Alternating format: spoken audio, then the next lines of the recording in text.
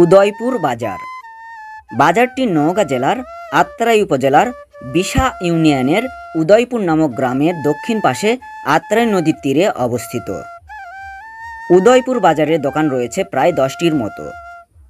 বাজারটির দক্ষিণ পাশে রয়েছে উদয়পুর সুইচ গেট।